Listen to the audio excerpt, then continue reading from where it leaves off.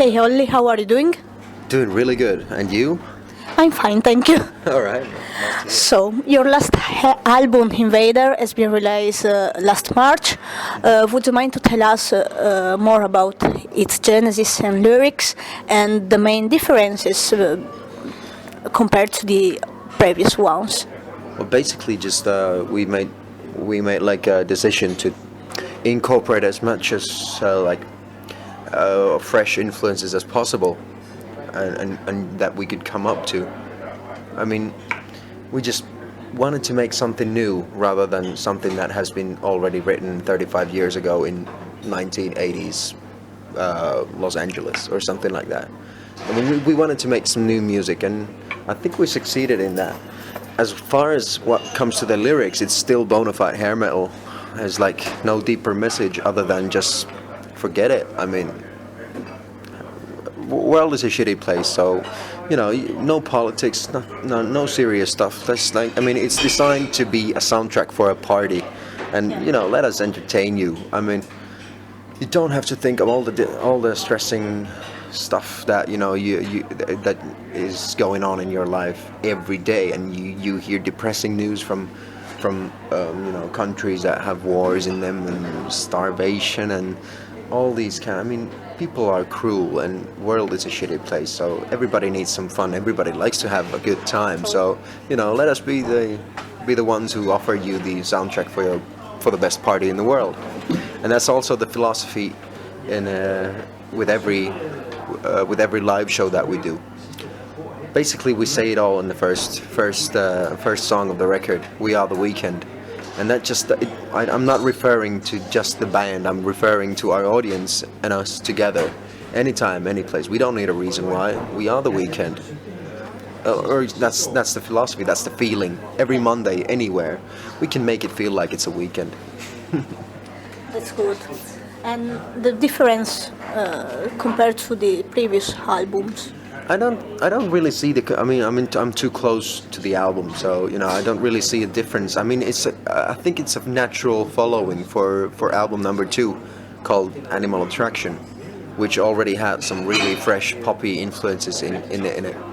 And Invader also has those. We've incorporated some influences of hip hop, modern pop music, a lot of synthesizers here and there. But then again, there's really sleazy and like traditional hair metal type of songs like Bullet Time and Destiny and stuff like that. So,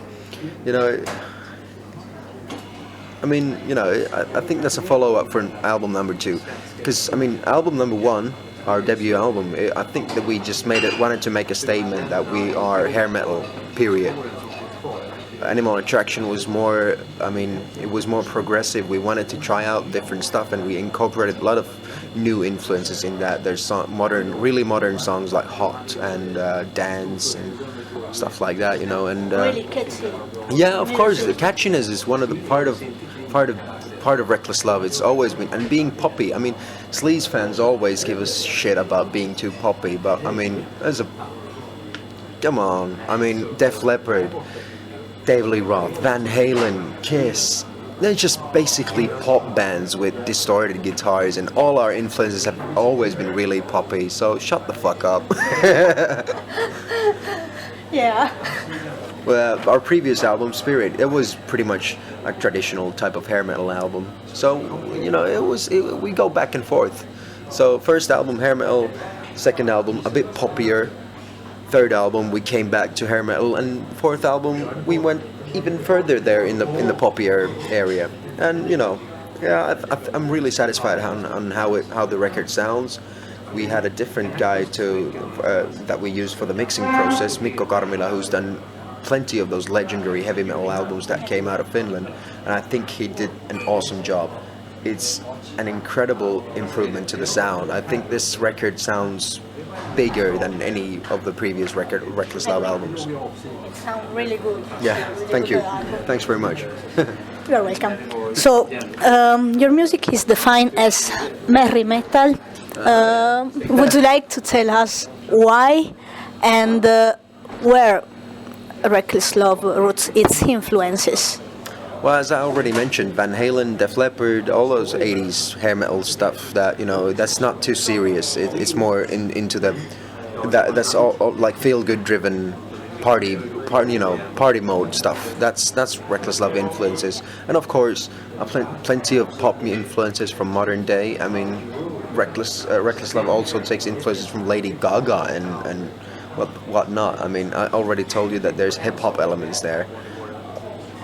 I mean, we just draw influence from everything that we hear, and what was the first part of the question? Why merry metal? Oh, merry metal. That's just a phrase coined by a British journalist for Power Play magazine. He did a cover story of us back in 2011, I think, or 2010. And he called us merry metalers because we're merry type of guys. I mean, we don't worry about anything too much, and we smile a lot and we just have a good time. And I think he nailed that phrase was just spot on. So we felt it was catchy. We thought that fucking hell, why not? I mean, merry metal. If every music should have their own genre, we're called merry metal. But honestly, I mean, really honestly, we just rock and roll. As Lemmy said it, we're Reckless Love. We play rock and roll, and we don't actually give a shit. I mean, sleaze, give us a break. Merry metal, it's just a fucking joke, Yeah. And it's easier for people to. I mean, Reckless Love it's a merry kind of band. Yeah. I mean, it's easier to identify to the band, but then again, it's all just rock and roll. Don't be too narrow-minded. If it's not sleaze, who gives a shit? I mean, if it sounds good, it's good. That's true. So you are back from your last European tour. Yeah. What can you tell about the tour? And did happen something weird or funny during the tour? The whole tour is a big cloud of chaos and fun stuff that happens all the time. But yeah. The tour went really well. Plenty of basically half the tour was sold out, and plenty of people everywhere. People were expecting us to come all over Europe, and we played many cities that we haven't played before, and it was the longest tour we've done so far. We also took with us Santa Cruz, another Finnish band that they opened for us, and they also got plenty of new following there, and it was also a bit of an exotic thing to add to for the night's program, so that the both bands are from Finland, especially for the British audience, I think. And I mean, it was kick-ass. I mean, I've got really, really fond memories of that tour. But I mean, all right, I'll have to tell you one funny story of Jalle, our bass player, because we had to change buses during the tour, because the first bus that we got, it was through Santa Cruz, and they booked it, and once we got the bus, we noticed that, all right, this is not working, and the bus was a piece of shit, basically. So we ordered another bus, and we changed the buses, but Jalle, our bass player, he was, in the previous bus, he was sleeping on the left side of, because the bunks are in these, like, there's a corridor in the middle, and he was sleeping on the left side, in the bottom bunk, left side.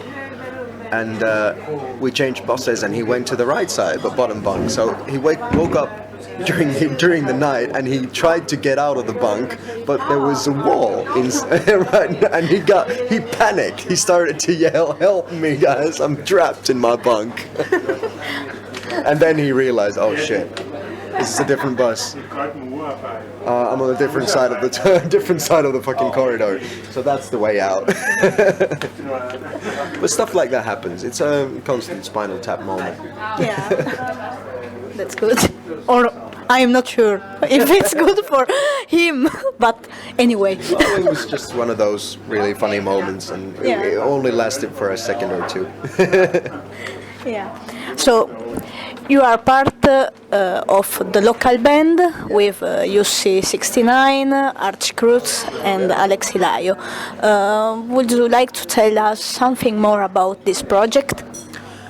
Yeah, people always think that is a side project, and that that's a guilty pleasure of ours. The guilty pleasure is true. It's a fun project. We do one show per year, and the rule is that we don't rehearse.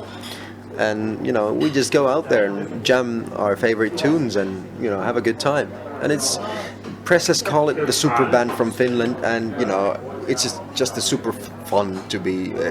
Super is the right word, just in front of the fun, because that's what it is. It's just a way of having fun with the guys and nothing else. Basically, we just do it because we love this type of music. We love 80s hair metal, and we love to have a good time. And I'm really fortunate to be able to be part of that group. It's just once of a lifetime kind of thing. It only happens when the schedules allow, and we're constantly on tour with Reckless Love, and so is Children of Bodom is constantly. All the time on tour. The 69 Eyes are touring right now. Santa Cruz is in America right now. So every now and then we get together, and that's when it happens, if it happens. Cool. So, talking about Reckless Love, you are confirmed for some summer festivals, but after the summer, what's up plan? Some more touring. We've got plenty of shows in Finland lined up, and we have some plans for Europe as well. But I'm not gonna say anything more about that because they're not 100% sure yet. So we have to really map it out before we go out and say and make it public. But yeah, there's a couple of shows confirmed already for the fall, but we're building a tour around them. So plenty of shows coming up. Don't miss them. Okay, we will wait for some news. So, thank you so much for your time. We have done with this interview. And would you like to tell something to our reader and your fans? Oh yeah, never give it up. Just keep the smile on your face and don't let anyone wipe it off. Good. Thank you. Thank you very much.